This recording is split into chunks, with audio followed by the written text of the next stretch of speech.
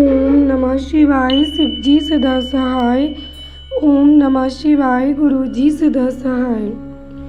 जय गुरु जी। संगत जी, गुरु जी के चरणों में कोटि कोटि नमन प्रणाम वंदन। सभी संगत जी के चरणों में कोटि कोटि नमन प्रणाम वंदन।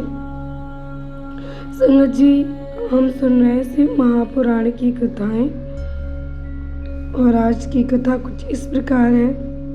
भगवान शंकर का 7वां अवतार है गृहपति।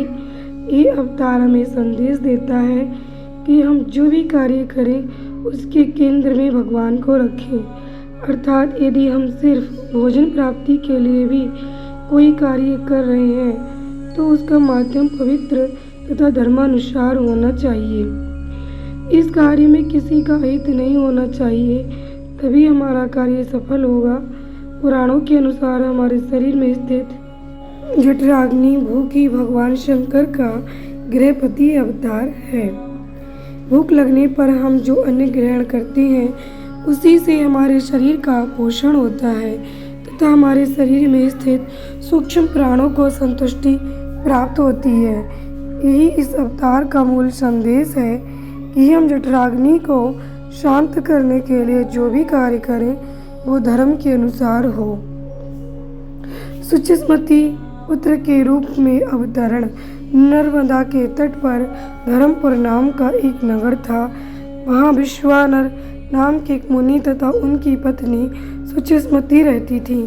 सुचिस्मति ने बहुत काल तक निसंतान रहने पर एक दिन अपने पति से शिव के समान पुत्र प्राप्ति की इच्छा की।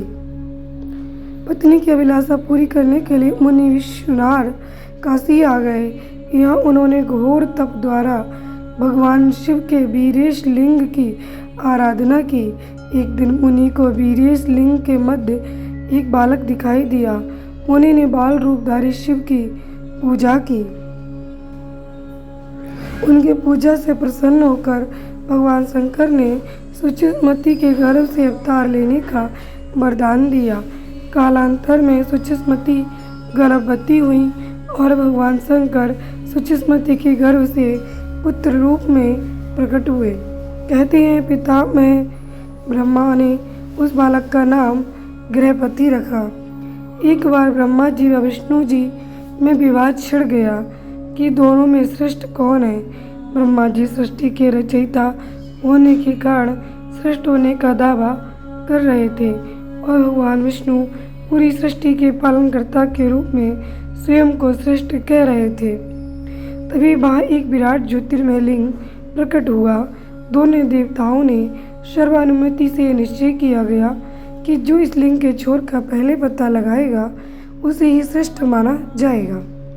अतः दोनों विपरीत दिशा में शिवलिंग का छोर ढूंढने निकले। छोर न मिलने के कारण विष्णु जी लौट आए। ब्रह्मा जी भी सफल नहीं हुए, परंतु उन्होंने आकर विष्णु जी से कहा कि वे छोर तक पहुंच गए थे। उन्होंने केतकी के फूल को इस बात का साक्षी बताया। केतकी के पुष्प ने भी ब्रह्मा जी के झूठ में उनका साथ दिया। ब्रह्मा जी के असत्य कहने पर स्वयं भगवान शिव वहाँ प्रकट हुए और उन्होंने ब्रह्मा जी की आलोचना की। दोनों देवताओं ने महादेव की स्तुति की। तब शिव जी बोले कि मैं ही सृष्टि का कारण, उत्पत्ति करता और स्वामी हूँ। मैंने ही तुम दोनों को उत्पन्न किया है। शिव ने केतकी के पुष्प को झूठा साक्ष्य देने के लिए दंडित करते हुए कहा कि ये फूल मेरी पूजा में उपयोग नहीं किया जा सकेगा, इसलिए शिव के पूजन में कभी केतकी का पुष्प नहीं चढ़ाया जाता। ओम नमः शिवाय। शिव जी सदा सहाय। ओम नमः शिवाय। गुरु जी सदा सहाय। संगत जी, आज हमने 2 कथाओं का श्रवण किया। पहली कथा थी भगवान शिव के गृहपति अवतार की और दूसरी कथा है केतकी के पुष्प की। आप सभी जान चुके हैं कि भगवान शिव के पूजन में केतकी का पुष्प क्यों नहीं चढ़ाया जाता। संगत जी, यदि आप इस चैनल पर नए हैं तो इस चैनल को सब्सक्राइब कर लीजिए, लाइक कर लीजिए, बेल आइकन को प्रेस कर लीजिए। भगवान शिव पुराण की ये कथाएं आपको कंटिन्यू मिलती रहेंगी।